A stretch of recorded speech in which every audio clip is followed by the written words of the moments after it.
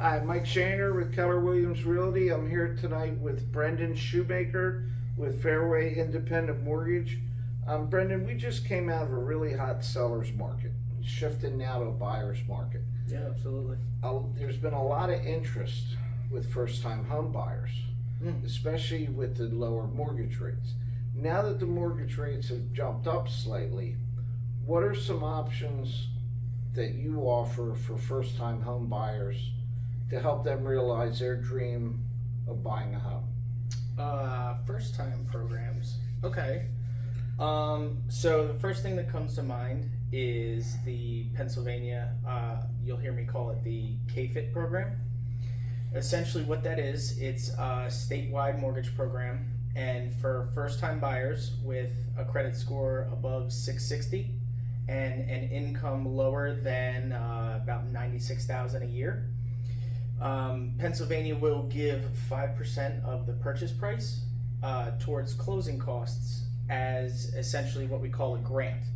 So the borrower or borrowers don't have to pay it back.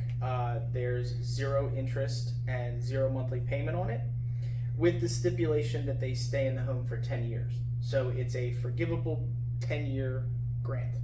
Now you mentioned 96,000 income. Yeah. Household income? Yes. Or single? Yes. So in most counties, like the Philadelphia suburbs, that is household income. So 1 to 2 people is a total of 96,000. As we get into 3, 4, household members, the limits increase a little bit. And then there's things that they call targeted areas. So like your Philadelphia County, the income limit for 1 to 2 household members is actually higher. I think it's about 117 or 120,000. So if you're in a targeted area, there's less of a limitation for that program. Now that's for a state, what the state offers. Yes. Aren't there also some grants being offered for first-time home buyers on a county level?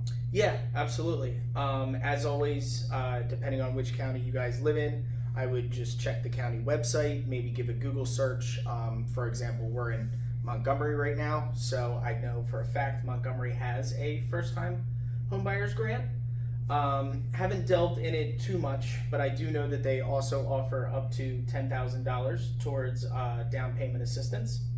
But a little caveat to that is it is a more rigorous requirements. So they'll make you take a homebuyers course. You might need to go through credit repair if that's an option. But yeah, definitely check with your local county or your local real estate agent and discuss your options. Now, if I'm taking advantage of any of these grants or these programs, does that change my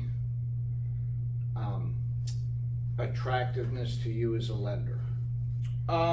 Me personally, no. Possibly on the selling side, if the seller or the seller's agent isn't educated in these grant programs, or we throw on for example a loan program with some kind of grant attached to it, that may raise, I wouldn't call it a red flag, let's call it a pink flag. But you always want to make the call when you're the buying agent, or you're working with your lender partner. I would have your partner call and explain what that grant program is and why we chose to go with it. But on your end, they would not affect the ability to get a conventional mortgage, let's say, a conventional 30-year fixed rate mortgage. No, if anything, I think it would better the buyer's chances, honestly. What are some of the products you have on the market right now for first-time home buyers or any home buyer? How can they deal with the interest rates being up slightly than what they were before?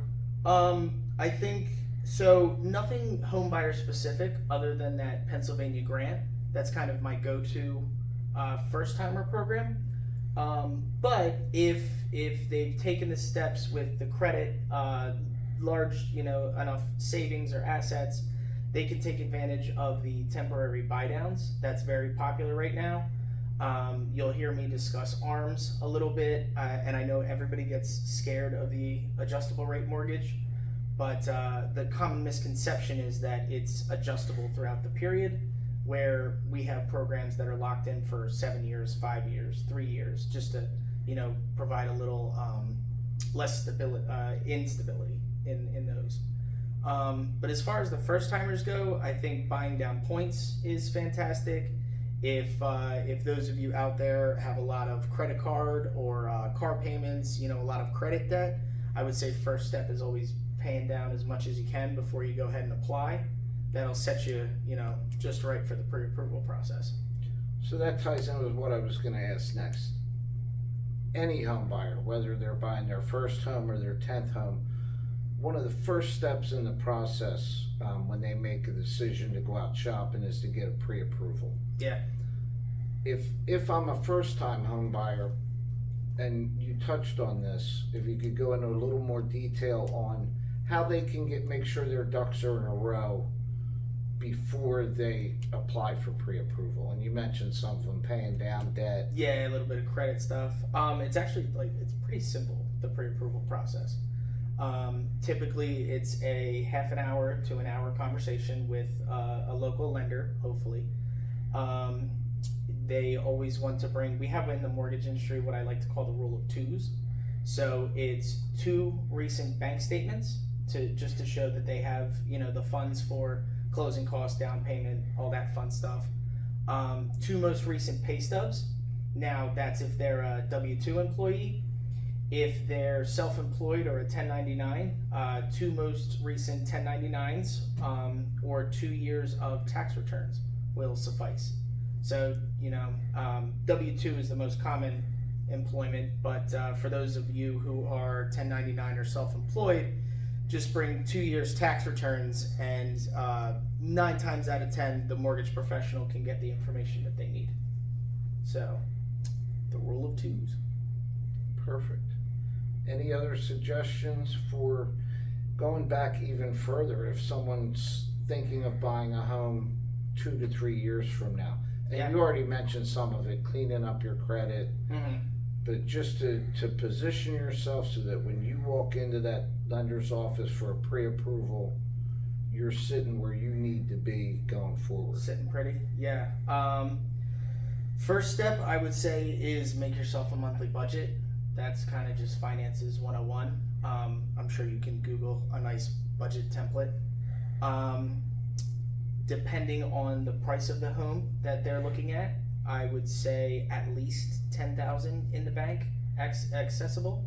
I always pose the question in my pre-approvals: if we found your dream home tomorrow, how much do you have to put down and pay for closing costs? So depending on the price of the home, I would say anywhere between 10 to 20,000, just to be conservative with those numbers. And then clean up your credit, make sure that you have all your credit cards up to date. If you have a car payment, make sure that's up to date. The higher the credit score, the better, honestly, with the top tier being like 760 and above. So a couple different ways to be prepared. And going forward, coming into the market right now mortgage rates are hovering around 7%. Sure. Yeah. Long term, 15 years into my 30-year mortgage, what if mortgage rates do dip as low as they were? Oh, there's always what are my options at that point? Yeah, there's always obviously refinancing. Yeah, we're going to talk about. Exactly. There's always the option to refinance. I'm sure you've seen this term thrown around. You want to date the rate but marry the house, right? So the typical rule of thumb is, as long as you've held the mortgage for about a year, give or take, you always have the option to refinance. So yeah, that's pretty much. Well, that's about all I have tonight with Brenden. Keep your eyes out on my page for some new videos that are going to be coming out shortly. If you have any questions at all about buying or selling real estate, or any questions for Brenden, any questions about the programs he mentioned, you can reach out to me or Brenden directly. Yeah. Thank you. Thanks for having me, Mike.